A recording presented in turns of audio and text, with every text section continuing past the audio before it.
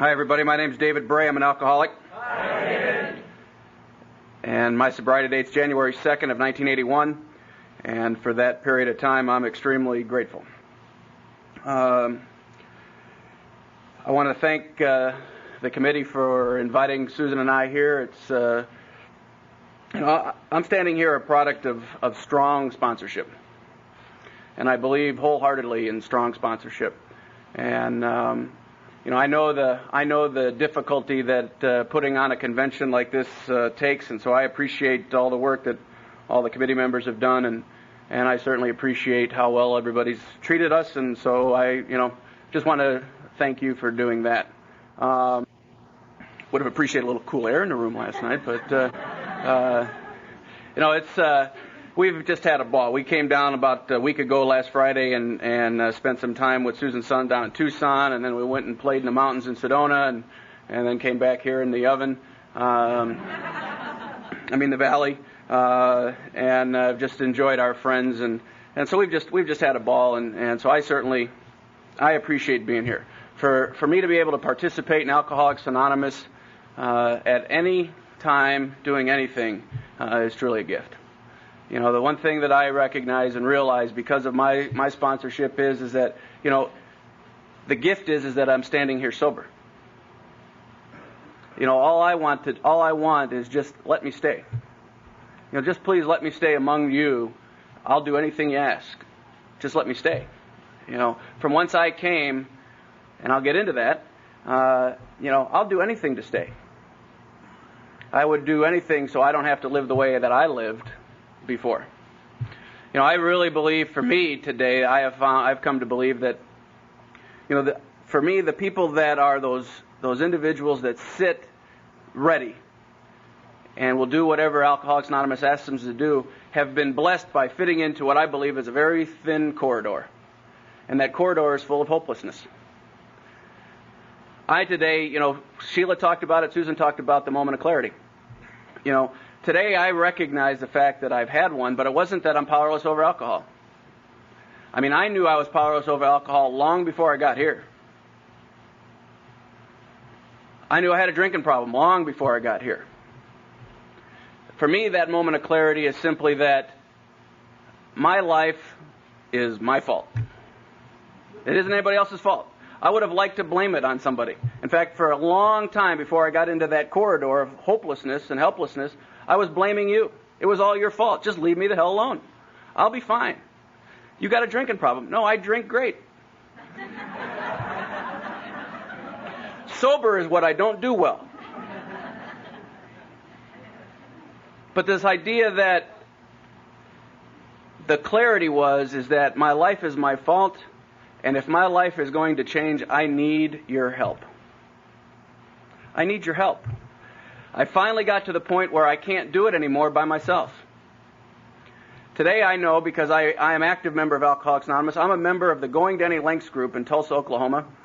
It is by far the greatest AA group anywhere.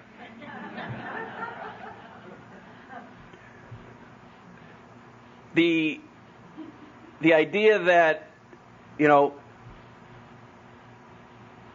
of being ready to just help that other alcoholic. That's what I'm so grateful for, is I had sponsorship that just said, this is what we do. We help each other. There's a lot of bad information in meetings of Alcoholics Anonymous. Hey, sorry to say that. There's a lot of bad information going around in AA. One of those things that I hear quite a bit that just drives me insane is that this is a self-help program. I dare anybody to bring the big book up to me and say, show me any place in the book where it says, help yourself. Be good to yourself. If you can show me any place in that book where it says, be good to yourself, I'll eat it. There is no place that it says, be good to yourself. So if you're sitting out there trying to be good to yourself, cut it out.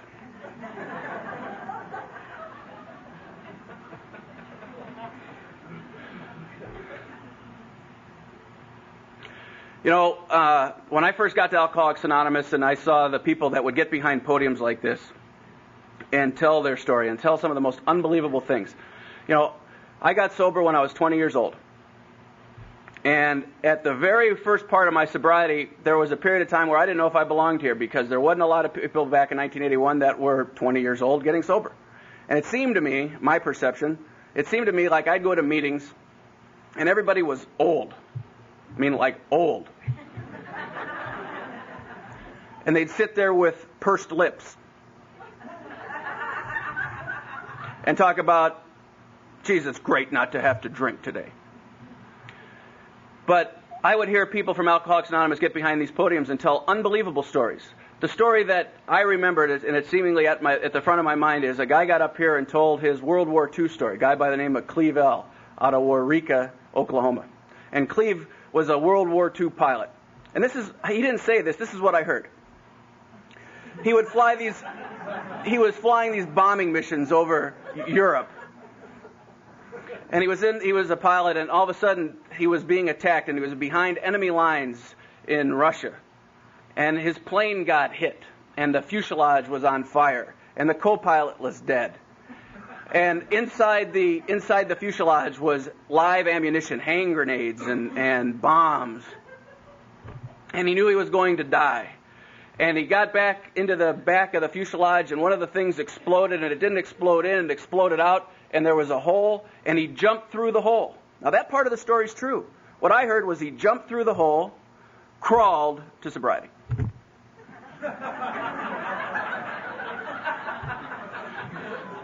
And became Mr. AA. And I knew, boy, I better go get some more information. I better go get a different story. Because all I did was drink. All I did was drink a lot. All I did was drink and get in trouble. All I did was drink and hurt those people that I loved. All I did was drink, and I couldn't stop drinking. I love what the doctor's opinion says, because when I got here, I thought I was weak. Doctor's opinion tells me that these men are not drinking to escape. They are drinking to overcome a craving beyond their mental control. And that phrase in the doctor's opinion kept me here, because I thought I was weak. I grew up in a family I've got two older brothers. My father was a professional baseball player in the Chicago Cubs minor league baseball system. Very sports-minded family. We were a very competitive group. You know, I'd like to blame my alcoholism because, I hear a lot of came up in a dysfunctional family. I don't know what that is. I know for a fact that my parents at least functioned 3 times.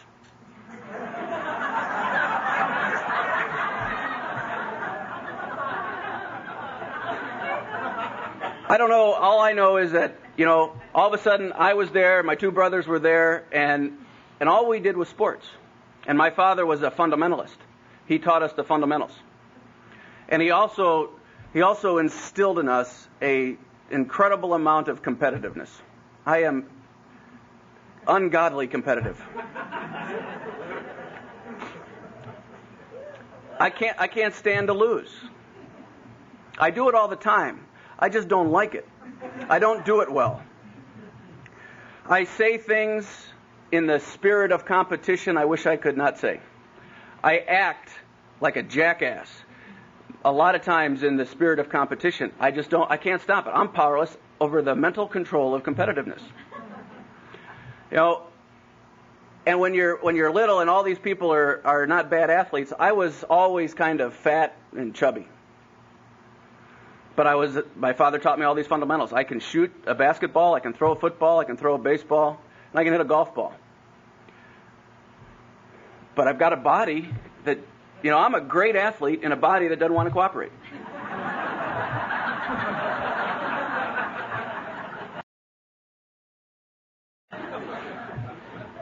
I know I should be able to defy gravity. Nope, doesn't work. I get off about 3 inches. That's my top leaping ability. So I cheat. I have a great advantage. I'm willing to cheat. I remember growing up, again, we're all in the sports thing. The middle brother was the best athlete of all 3 of us, and he was a 3-letterman athlete in high school. He lettered in baseball, football, and basketball. And And so I was a freshman in high school and went out for the football team, and I'm fat and slow and don't run real quick and kind of uncoordinated, and go out for the football team, and it was like the last week of football. And the high school that I went to in Chicago, there's like 4 squads. There's the A squad of your freshman year. There's the A squad, B squad, C squad, D squad. I rode the bench on the C squad. They didn't have a D squad. There weren't enough bad people to get that far. So I rode the bench on the C squad. And I remember one day in this last week of football practice, we're out there, we're doing all those stupid drills, and the football coach looks at me and he goes, Bray, for a guy like you that shows up to football practice every day, you are the worst football player I have ever seen. I took up golf. Golf is a great sport for people like me. You hit the ball, and you can walk. You can take your time walking if you choose. The amazing thing was I became very good at the game of golf fairly quickly. Started participating in golf, and it's one of the things that my alcoholism cost me. By the time I was 17 years old, I was playing to a 1 handicap, and eventually got down to being a scratch golfer, and played in a lot of tournaments, but my drinking started. And you have to either practice or drink. And at times there was times where I could do both, and then there was times where I couldn't do both. And I had to practice or drink, and I started drinking, and these guys kept practicing. There's about 4 or 5 guys that I used to play golf against in college that are now out on the tour, and they're making a lot of money, and I'm in the desert. In August, I took my first drink when I was about 13 or 14 years old, and one of the most amazing things occurred. I felt like, and again, this perception thing, I felt like I couldn't live up to what my brothers were doing. I certainly couldn't live up with what I believed to be the expectations my father had of me, and I felt like I just didn't fit. And I took that drink of alcohol. I remember my very first drunk, slow gin. Goes down red, comes up red.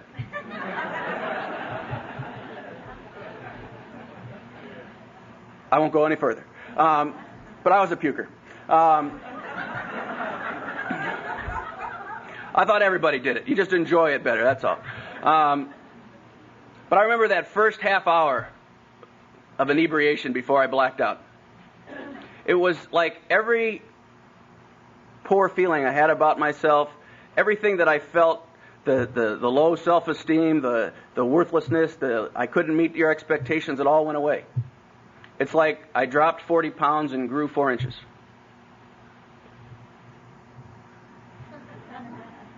My tongue became unraveled, and I could speak volumes of philosophic thought. And it made sense, at least in my mind. And then it went away and into oblivion.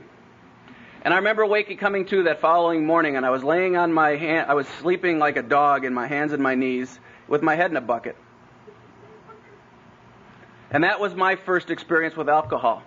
And if a normal person would have had that experience, they would have said, boy, I don't do that well. I probably won't do that again. For me, the only thing that I could focus on was that half hour where all the pain went away.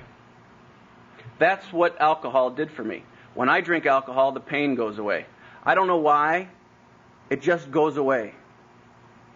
And I want that feeling as often as I can get it. My drinking career didn't last very long, and it confused me when I first got here, because maybe I wasn't alcoholic. Because I saw these old people, what I will term the old mossbacks.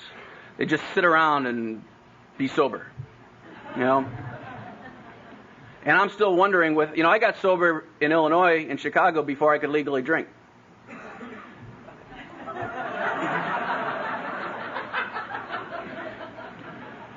And I'm not sure, but I keep sitting and I listen to you. I heard a couple years ago Tom I out of North Carolina talk about the one qualifier of Alcoholics Anonymous. And this is Alcoholics Anonymous. If you're going to be listening for other things other than Alcoholics Anonymous, you're in the wrong spot. At least while I'm up here. Because I'm not going to talk about anything other than what comes out of the big book. I'm not going to talk about what other than comes out of the 12 and 12, because that's where our program is. That's where the instruction on getting well are. But Tom I talked about this.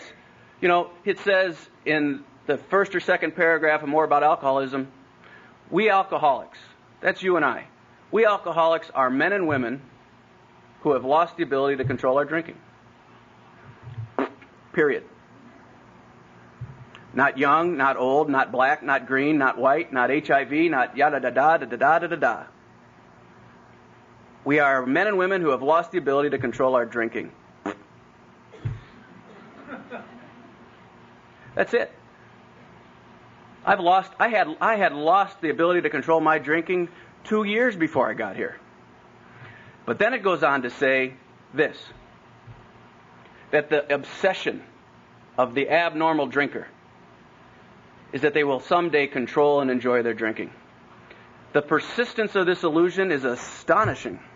Many pursue it into the gates of insanity and death. And I believe those are the people that overshoot the corridor. They go right through the corridor of hopelessness into insanity and death. We don't see those people. Maybe we see them for a week or two in Alcoholics Anonymous, and they go back out and they drink themselves into insanity or death. Or they blow their heads off. Or they take a bunch of pills because they can't stand drinking or not drinking. Then you got those people that sit in meetings at Alcoholics Anonymous and haven't got to the corridor yet. They're just bugging us. Those are the people that you ask, hey, why don't you get here about a half an hour early? Why? Well, we find that if you get here early and talk to us, you might help get sober a little bit quicker. Well, I don't have to do that. Where's it say to do that in the book? Well, one of the things that our book talks about, the leveling of our pride. I have to be willing to participate in my own recovery. I have to be willing to take part in me getting better. So anyway, went off a little bit. This idea of alcoholism, I'm going to tell you a couple quick stories about me drinking, and then I'll tell you about sobriety. One, I graduated at junior college and applied for college up in DeKalb, Illinois. It's about 40 miles north of Chicago. And it was my junior year in school. And it was the very first time that I was on my own. I'm 18, 19 years old. It's the very first time I'm on my own. And my alcoholism just accelerates. And it's the college campus scene where there's drinks abound. And I go up there and I get enrolled in class. I went up there with the idea that I love Bill's story. Bill talks about, he had arrived. He imagined myself at vast empires. I had imagined myself leading vast empires, And so I applied with the business school thinking that I would lead vast empires. But one of the things about Northern Illinois, they expected you to have good grades.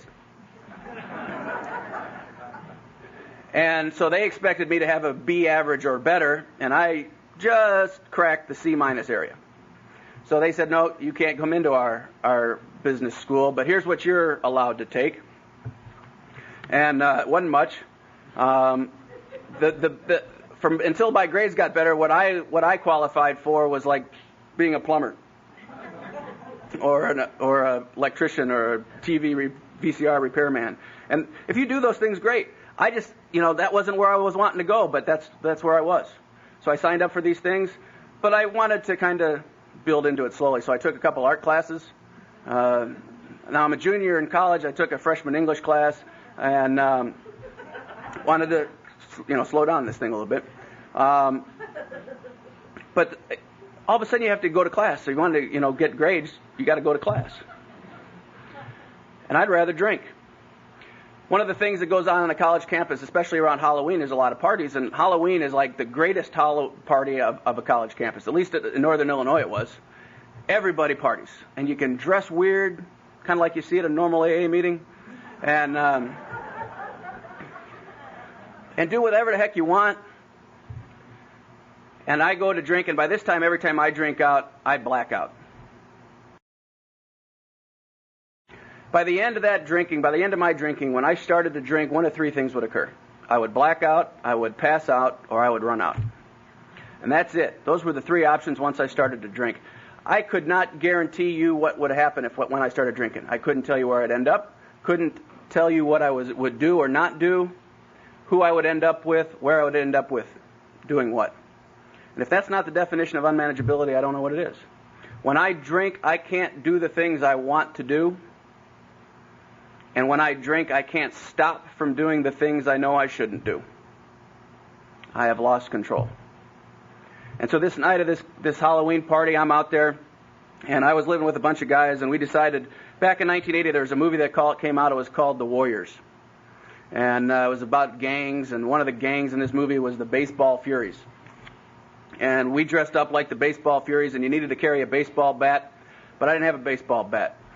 So I went into my closet, which was one of those real narrow ones, had about a 3 or 4 foot closet pole, so I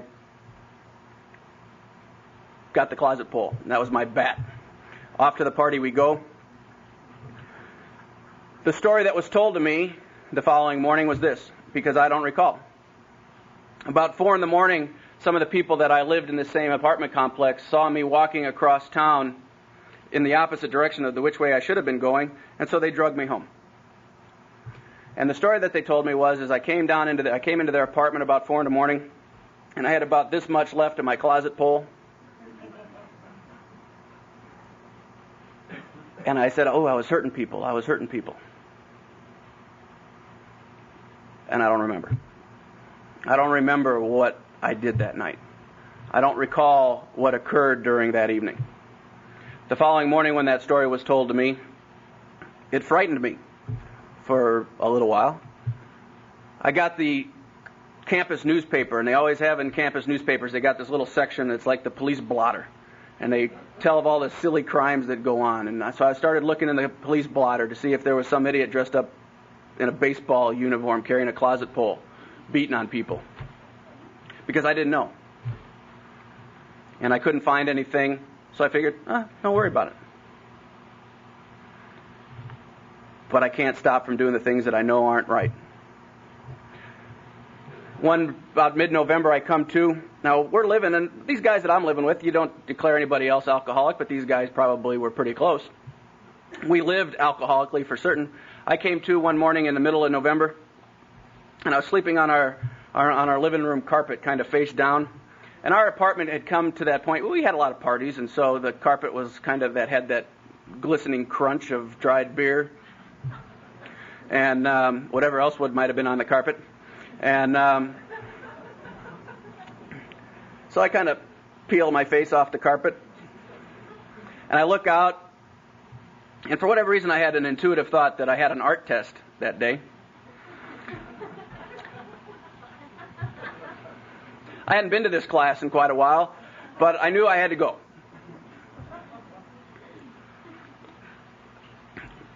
So I put on my uniform of the day, which was my T-shirt with the sleeves cut out that defiantly declared, "Free me." And I put my shorts on and my thongs, and I grabbed my number 2 pencil because I had a test.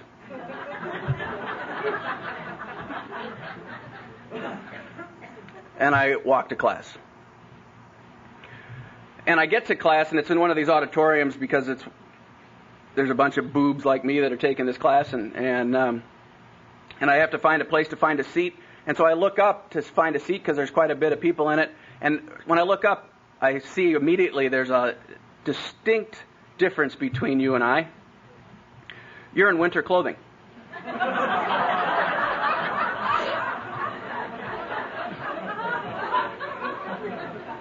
Because it's late November in northern Illinois,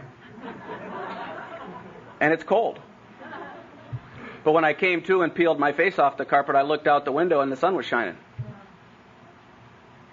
And the ability of my brain at that time was about this. I look out the window and see that the sun is shining, and my calculating alcoholic mind, sun, warm. Free me.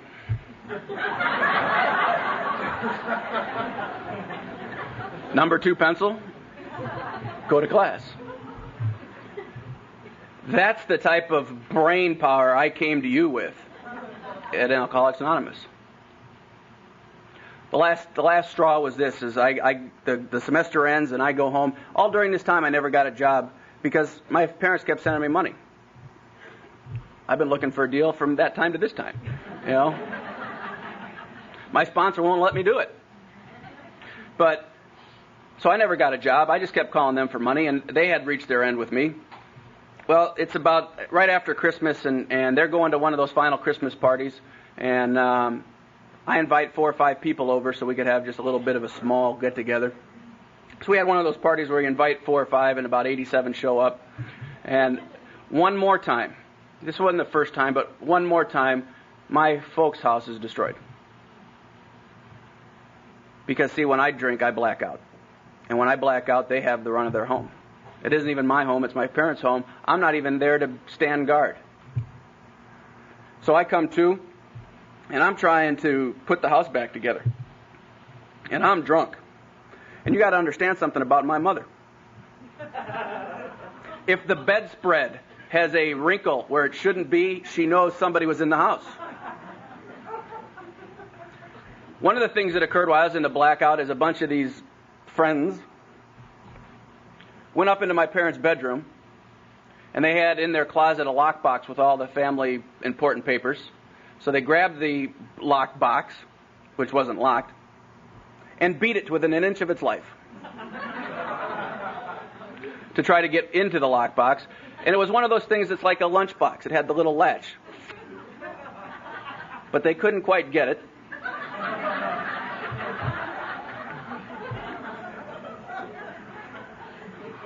I love the line in The Vision for You. We sought out lower companionship.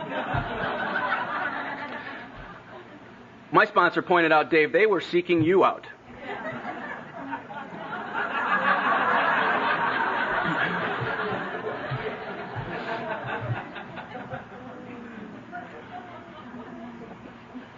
My mom finds this lockbox behind the furnace in the basement. See, I had lost their trust long ago. They looked upon me with just, the doctor's opinion talks about frothy emotional appeal. I know froth. I have a clear vision of froth. You know the white stuff that builds up on your lips when you just can't stand it anymore? My mom would talk to me in frothy emotional appeal. Just stop drinking. If you just stop drinking, we'd be all right. And how little they understand. What do you mean stop drinking? Drinking's the only thing that keeps me together. It's the only answer I got. But they don't understand that. So my father has a little visit with me. And the last thing that my father said to me before I came to you was this.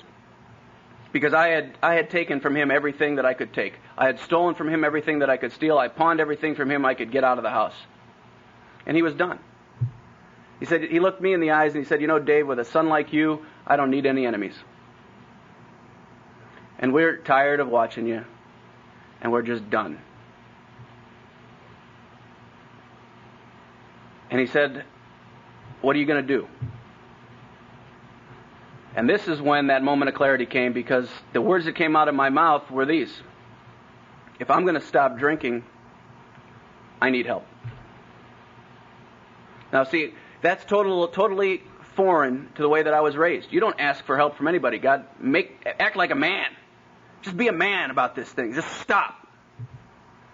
And I tried with all my might just to stop, and I can't because I'm fighting a craving beyond my mental control. I think I'm weak, and they're saying stop drinking, and I can't.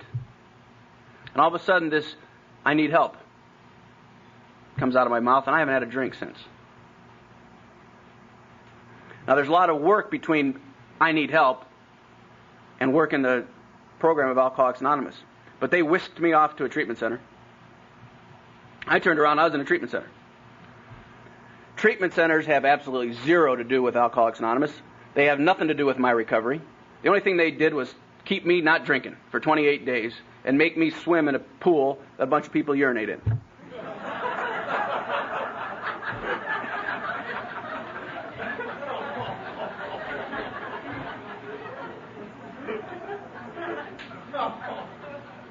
It has zero to do with my recovery. My recovery didn't start until I started working the 12 steps of Alcoholics Anonymous. I go from this treatment center into a halfway house. My sponsor tells me, halfway to what?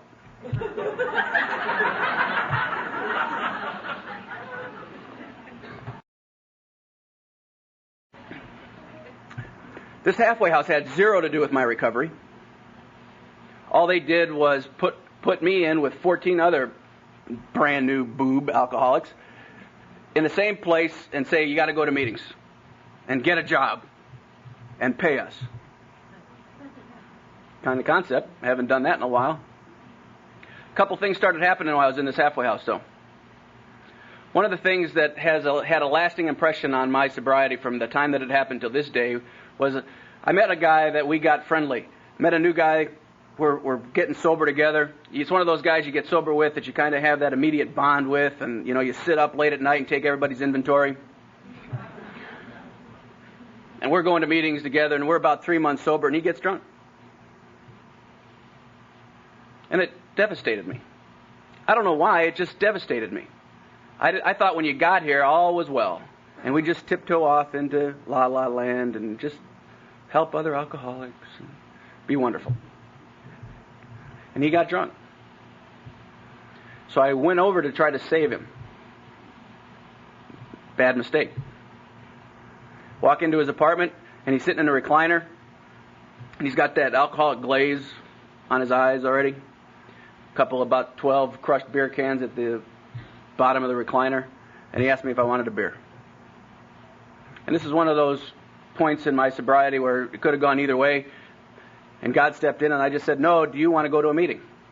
He said, not right now. So I walk out of that guy's apartment. I don't know if he ever got sober, but I walk out of that apartment, and I go to an Alcoholics Anonymous meeting, and I'm mad. I don't know what I'm mad at, but I'm mad.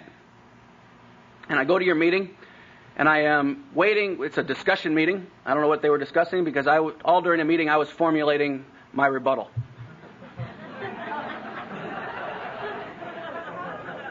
I don't know if you've ever sat in a meeting where somebody formulated their rebuttal to you. It isn't pleasant. They're talking about whatever they're talking about, and I'm thinking, and the guy that's leading the meeting probably sees that I'm not the guy that he should call on, but he ran out of people to call on, and he had to call on me. And for about 8 or 9 minutes, I interrupted your AA. Because I told these people what I thought of you. I told you what I thought of Alcoholics Anonymous. I told you a bunch of liars. My language was laced with profanity. I told you I wanted my money back.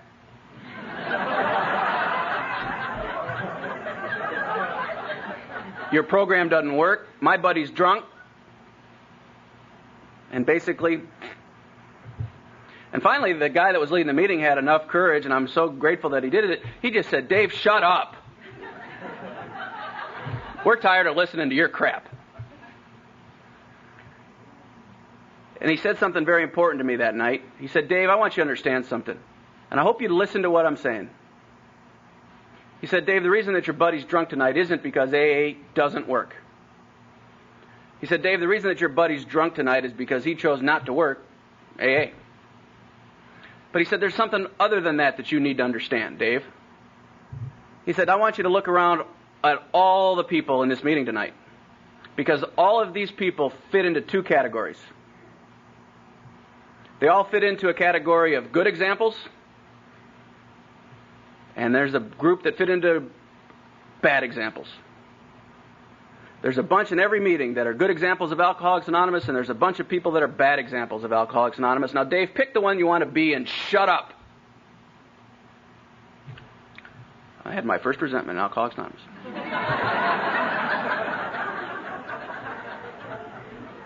And for a period of time, I was a bad example.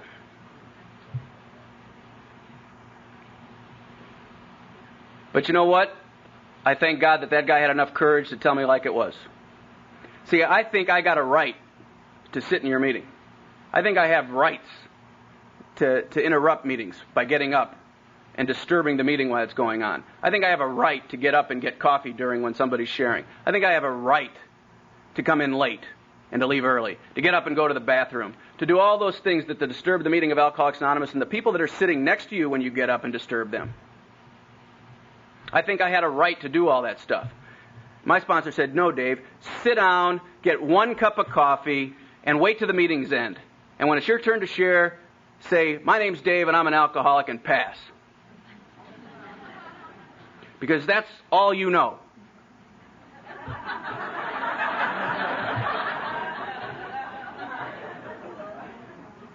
Oh, by God. I got another buddy so we could take his inventory. But thank God for people that care enough. They care enough more about the integrity of Alcoholics Anonymous than how I feel. They care more enough about how AA should be and are willing to stand up and defend it and to stand up and protect Alcoholics Anonymous so that our meetings don't get destroyed by the idiots that don't. If people don't stand up and say, we don't do that here, show a little respect for Alcoholics Anonymous. You know what? It's the program that's going to try to save your life one day. It's about time you show some respect toward it. These are all brand new things to me. I don't respect anything. I don't respect you. I don't respect me. I don't respect nothing. And all of a sudden, here's somebody trying to teach me some principles. From that day to this day, little by little, I've tried to act like a good example. And there's 1,000 days that I have fallen short. But all I can do is try a little bit stronger to act like a good example of Alcoholics Anonymous. Act like it's saving my life. Act like it's working. My sponsor said, you know what? It'd be nice if you started talking a little bit better than the newcomer. You know, if my speech is laced with profanity, what does that do? My sponsor today says profanity is nothing more than a crutch for conversational cripples. It does nothing to enhance Alcoholics Anonymous. He also said, why don't you start dressing a little bit better? You know what? At least look sober.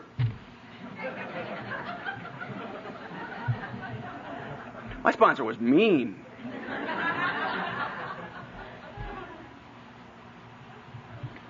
About a year goes by, and I'm still in Chicago and got a job and started making a little bit of money and decide there's an opportunity for me to go back to school. My oldest brother had finished school at the University of Oklahoma. He called me up. He said, Dave, why don't you come down here?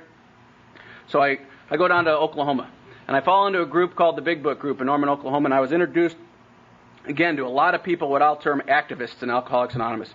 They were heavy into sponsorship. They were heavy into service work. We carried meetings into prisons. We did things as a group. We were together. There was meetings every night. My sponsor started talking to me about Alcoholics Anonymous and started working me through the steps. The guy that I asked to be my sponsor was a big guy. It was the guy that talked to Sheila. He's a big guy, about 6'4". I had picked a guy that I knew that I could not manipulate, because there was something about the fact that if I could use you, I would. When I got to Alcoholics Anonymous, my assets were I could lie, I could steal, I could cheat, and I could manipulate. And I thought those were my good points.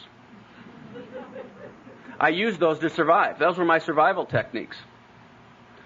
And Alcoholics Anonymous starts stripping all that stuff away from me so that I can start building upon a foundation which I might be able to live happy and a useful life. So he starts working me through the program. One day he asked me to do something stupid. I don't even know what it was. It was just stupid. I don't know where they get this stuff. Do they go to sponsorship school? Do stupid things? We're going to have a course on stupid things to tell your sponsorees. Well, he told me one of these things, and I said, I ain't doing it. That was the wrong answer. He said, you want to go step outside?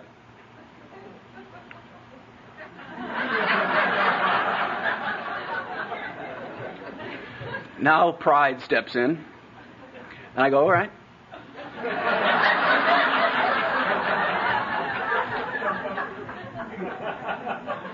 So we step outside, and he proceeds over about the next 15 minutes pretty much to beat the crap out of me. And he's standing on the front yard with his foot on my chest. And I say, I give up. He said, that's step one.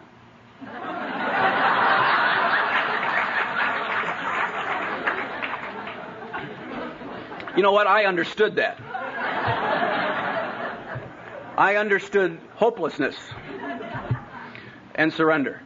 It was the very first time that I think from that day that I knew I needed your help, that was the next day that I knew I needed your help. And I hope I never lose sense of I need your help. we started working through the steps, and I did that inventory. And I started making my amends. Started becoming an active member of Alcoholics Anonymous.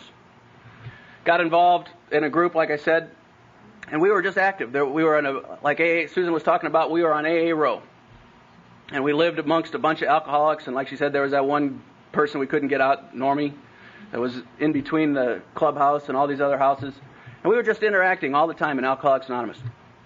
Susan came back from a women's conference, and we had been friends for quite some time, and she invited me over dinner. And I came over, and she was cooking something in the kitchen. I walked into the kitchen, and she turned around, and I kissed her. The most amazing thing happened. She kissed me back. Now, I still have that alcoholic mind, sun warm thing. So I did the very next I did the very next thing that seemed logical to me. I moved in.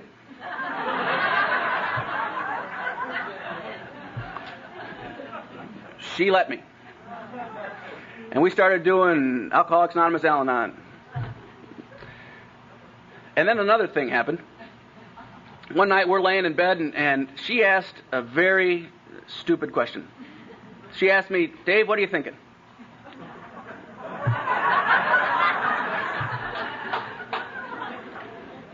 We laugh about now when we started, baby, I've been thinking.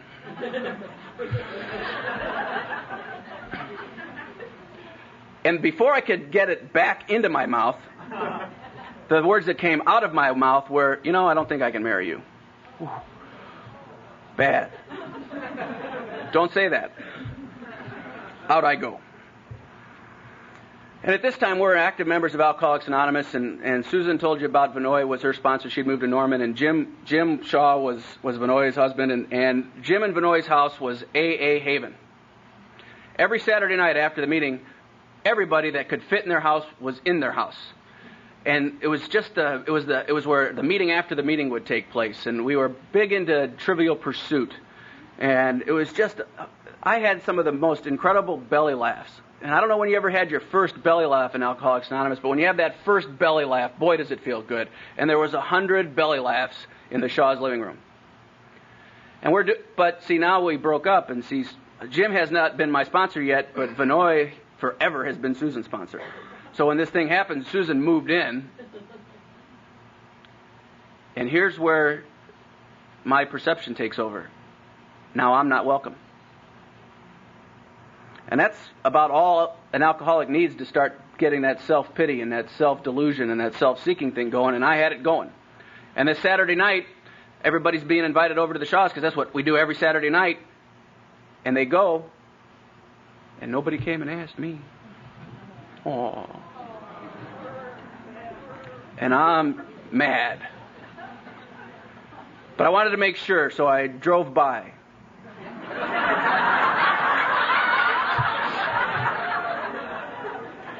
And I rolled the window down, and I was listening to the laughter.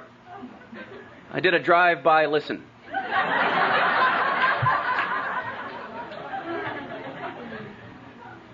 And one of the scariest moments of my sobriety happened. Alcoholics Anonymous went away. It was gone. I don't know how it goes so fast, but it was gone. Everything was gone. 2 minutes before, I'm an active member of Alcoholics Anonymous. I sponsor people. I'm taking meetings into prisons. I'm an active member of my group. I go to 4 or 5 meetings every single week. I'm 4 years sober. I'm doing all this stuff, and none of it's there. It's gone. Book talks about the strange mental blank spots, and I am in one. Now, when I'm in one of those things with no defense against the first drink, what happens? My mind says, screw you guys. I don't need you. And the very next thought was, let's go get a drink. And I want it. I want that drink. And I'm about to go get that drink. And God got in the car because I had never had a drink in Norman. I don't know where to go. So I put the car in park to think. I got to think about now, where do I go get my drink? And at that moment, God put this thought in my mind. Why don't you go see if Chip's home? Chip was a very good friend of mine in Alcoholics Anonymous. And so I put the car in drive, and I know for a fact that if Chip wasn't home, you'd have a different speaker tonight. But Chip was home. And I go into Chip's apartment, and I'm bawling like a baby. Because I'm so mad I can't see straight. I'm devastated. And we sat up and we took every one of your inventories. Especially hers. And theirs. But I didn't drink that night. It was one alcoholic working with another alcoholic. And the sanity returned. And I could make it one more day. The following Saturday night, we go back to our Saturday night meeting. Susan's there, I'm there. The electricity is like, great. She comes up to me and she had a joke she learned, like the minute before. Excuse my language, she said, "What's the difference between a Yankee and a bucket of shit?" The bucket.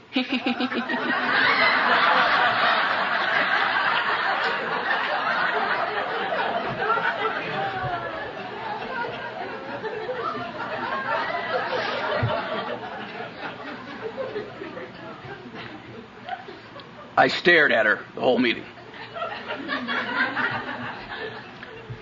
And then here comes my alcoholic mind. I did the only thing that I knew what to do. I married her.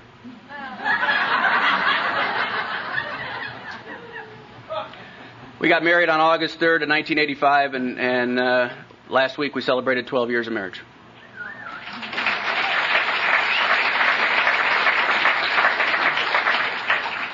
The most amazing thing about our relationship is that she works a solid Al-Anon program and she sponsors a bunch of gals, and Al-Anon is active and she's active. And I'm an Alcoholics Anonymous and I sponsor a bunch of guys, and our phone is always ringing. We had to get 2 phones because she sponsors so many gals and I sponsor so many guys, and we rarely see each other, but we always try to save time so that we spend time together.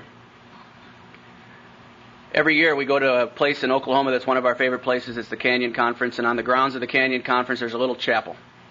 And every year at the Canyon Conference, Susan and I, at the end of the conference, go into that chapel. And we get down on our knees and we do a third step prayer on our marriage. And we invite God every single year at that conference, because it's our favorite place, for God to take care of our marriage. We offer our marriage to God to do with our marriage as He will. Relieve us the bondage of self, that's a full-time job. I wouldn't want it, God. Take away our difficulties so we can be of service. Remove from us all the defects which today, stand in the way of us being useful to you and the people about us. And then we get up and we stand in the middle of the aisle of this little chapel and we take off our rings and we renew our vows every year. And it's just the way that we keep God in the middle of our relationship. It's the only way we have found that it works. And we know that God is the reason that our relationship is. We know that these programs are the reason that our relationships are. But we also know what our primary purpose is. And if a member of Alcoholics Anonymous calls and we're doing something, I've got to go. Because we wouldn't have our relationship if it wasn't for the program of Alcoholics Anonymous. And if the phone rings and Al-Anon is in need, she's got to go. And we keep our primary purpose first. We don't make excuses why we can't come to meetings. We don't make excuses, oh, that's too much. We would have nothing if it wasn't for you. Everything we have is yours. The only reason we have it is because of you. When I got to the program of Alcoholics Anonymous, I had nothing. I had no clothes. I had my Free Me t-shirt. Didn't have a job. Didn't have a car. Parents were sick of me. And now I have all these things. And I would have the audacity to say, sorry, I don't have time to help Alcoholics Anonymous. Alcoholics Anonymous is the reason that I have all these things. You have given us everything that we have. Now that does not give you permission to come over and take it. But it's all yours. Amazing thing happened during this time. I'll tell you a couple quick stories and sit down. Is one of the things that was one of the worst things that I had to watch was watching my mom die of this disease. She started exhibiting alcoholism. And God, it was ugly to watch. I hate alcoholism. I absolutely abhor what alcoholism does to people, especially those ones that you love so much. And we'd go to my folks, and it was the only time that she and I would fight, except when we'd go to her folks. But watching my mom die of this disease was just a nightmare. Every time we'd go 6 months here and the next 6 months, and she'd get a little bit more. She had started cirrhosis of the liver, and she was she's at least 30 or 40 pounds underweight. She had little bird legs, and she couldn't remember, blackouts, and it was just, oh God, it was killing me. I'd call Jim and say, Jim, I don't understand. I just can't watch it anymore. What do I do? And he gave me some suggestions, and those weren't working. It was like, God, Jim, I just can't stand it. And he kept telling me the story of his father. And his father got sober when he was 78 years old. And he said, Dave, all we can do is pray for your mom and just keep going. And then one day I get a call, and it's from my dad. And through a series of circumstances, my dad had lost his job. And so now he's home. And see, he was in denial of the alcoholism going on because he didn't want to look at it. He'd rather not look at it than do anything about it. Because they had this big house around him. They had all this stuff around him, so there are no problems. If we don't talk about it, there's no problems. And all of a sudden he calls me and he said, Dave, we just stuck your mom in a treatment center. And that was on January 8th of 1993. And a year later, they had retired to Sarasota, Florida, and a year later I got to go down there and I got to hand my mom her 1-year chip. I got to put a 1-year chip in my mom's hands and say, happy birthday, Mom. And to watch in 1 year what Alcoholics Anonymous has done for her. And now she's coming up on 5 years. And people ask me, why do I care so much about Alcoholics Anonymous? Why am I so adamant about keeping Alcoholics Anonymous pure? Why am I so adamant about keeping all that crap that doesn't belong here out of here? I don't want to hear about your inner child. I want to hear about your therapist. I want to hear about the psychiatrist. I don't give a crap. Keep it out of here. You want to talk about it? Go to the place where you talk about that stuff. Come to meetings of Alcoholics Anonymous. We talk about Alcoholics Anonymous. You know what? The door says Alcoholics Anonymous. We got a book. Book says Alcoholics Anonymous.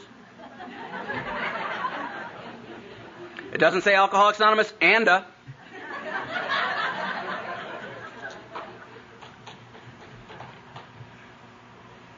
I watched my mom regain her life because of Alcoholics Anonymous. That man that said, Dave, with a son like you, I don't need any enemies. And he meant it. He meant it with every fiber of his being, because I had taken from him everything that I could take. I heard a guy say one time, the worst thief, the worst type of thief is that steals the right of another person's happiness. And I had ripped the happiness out of his life by my actions. I had totally ripped his happiness because of my actions. And he got to watch what happened to my mom, and it started softening him a little bit. And then my wife got sneaky, and on my 15-year birthday, she flew my parents into my 15-year birthday party. And he got to watch Alcoholics Anonymous at its finest. He got to watch you love me and my family. He watched you love my mom. And at the end of the party, we took him back to the airport. And he pulled me aside. And he said, you know, Dave, because of this golf thing, he said, you know, Dave, I thought at one point you had a promising golf career. But after this weekend, it's very clear to me that you've been called to a higher order. This man is a devout atheist. He claims it. Whether he actually pursues it or not, I don't know. But something happened during that weekend, and it softened him. Over a 15-year period of time of my sponsoring telling me how to act right and do the right things, our relationship has improved. Now he calls me and says, would you call your mother? She needs to talk to you. I've got an older brother that's off in the wild blue yonder, and it's driving my mom crazy. And so my dad calls me and says, hey, talk to your mom. I don't get to see him as often as I like, but I'll tell you something. Our relationship is 1,000 times better. He no longer has to worry about if I come to his house, what am I going to steal? Because now what I try to do is when I go there, it's what can I give?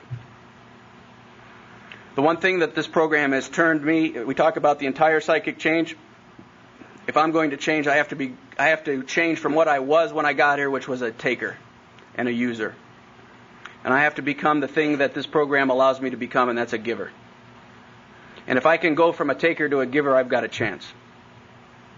If I think about what I should be getting and what's mine and what I deserve, I'm not getting this program.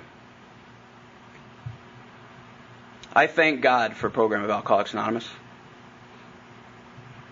It's because of the program of Alcoholics Anonymous that today I have a relationship with God. And for that I'll always be grateful. Thank you.